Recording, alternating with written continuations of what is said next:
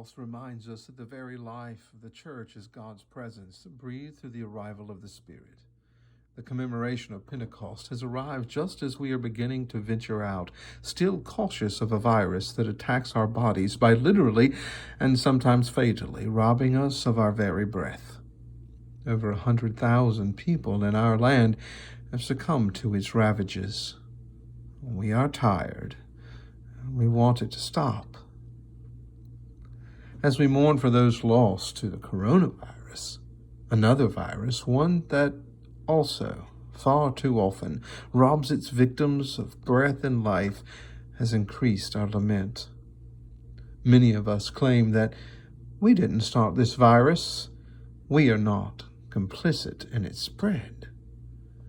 Consider that our complicity may not lie in our using our power to harm, but in withholding our power to heal. For too long we have remained silent when we should speak. So, I'll say it. The ones who took the life of George Floyd must be brought to justice. Racism in all of its forms, systemic and acute, violent and passive, has no place in a just society. As followers of Jesus, could we accept anything less? How, though, do we respond to the injustice done to Mr. Floyd, the very latest in a list of victims that spans centuries? We certainly do not condone the violence to persons and property that has dominated the headlines over the last several days. It steals away the energy and resources vulnerable communities need. But as we cry out for order, can we hear underneath the din of the noise a cry for justice from the innocents? If we ignore the lyrics to a genre of music we may disdain, we may very well miss a message we need to comprehend. Our children come into this world victims of the fall, imperfect like their parents. They innately, it seems, know how to pitch a fit, tell a fib, take what's not theirs. They even bite. What they're not good at is discernment, or making good judgments. That's why we tell them not to take candy from strangers, and why we hold their hand while they cross the street. They don't even understand prejudice. That must be learned. They learn it from us, or we could teach them the opposite. This time doesn't allow us to explore all of the potential answers of what we see and what we face today. I'm just now figuring out how to ask the right questions. But I want to close with this story and with this appeal and a filter through which I invite you to listen to the message that follows. When I was 16 years old, I was invited and participated in Georgia Boys State at Georgia Southern University in Statesboro, Georgia. When I arrived, it had become evident that there was an intent. About 50% of those there were white boys, like me. The other 50%, black boys. Our roommate assignments, you guessed it, one white boy, one black boy. Teenagers, strangers, forced to live together. There's no problem with that. In fact, it afforded great conversation. One night, I asked as we were dozing off, the lights were out, and I thought it was quite a mature and probing question for a 16-year-old. I asked him the question, my roommate, what was it like growing up as a black boy in Georgia? I never realized I was a black boy, he said. I always thought of myself as a little boy until I was 5 years old. What happened then, I asked. My dad and I were fishing out by a lake. I walked over to someone to look at his catch of fish, and this grown man, a white man, looked at me and said, and I quote, Little nigger boy better get away from my boat.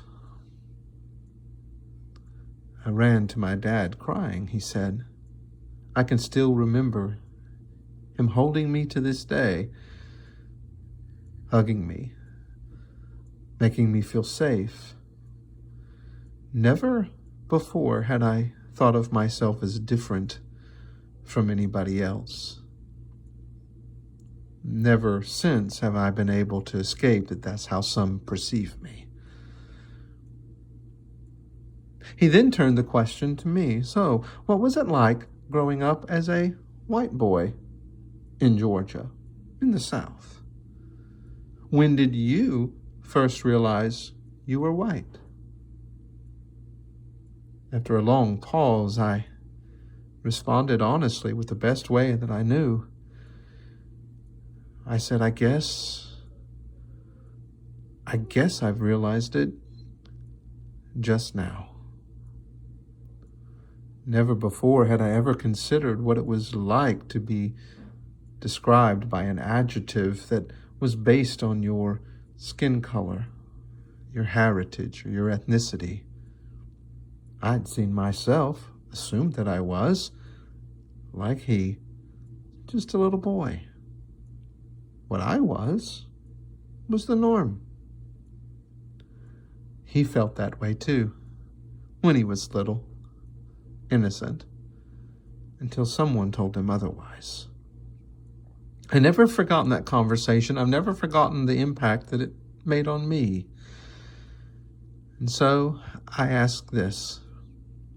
Not that we pray for a colorblind world, a society in which we don't see one another completely, but I pray for God to open our eyes to the beauty and the purpose for which God has created in God's own image the humanity as diverse and colorful that is.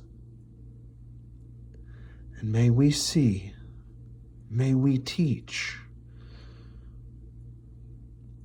the truth and live out that which you will hear in a moment, that the arrival of the Spirit enables us to break down barriers,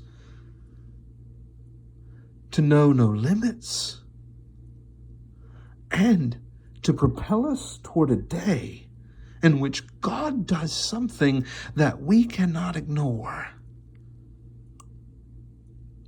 As we hear that message, I pray that as we cannot ignore, which is why I have interjected this reflection in the closing moments, I don't want us to ignore what we see, what we hear.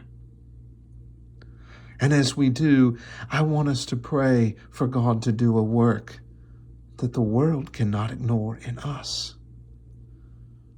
Are you willing? Again, maybe not to write down a short answer, a bumper sticker meme or small adage, but are you willing to probe and ask God to open your eyes, to speak when you need to speak? And maybe we all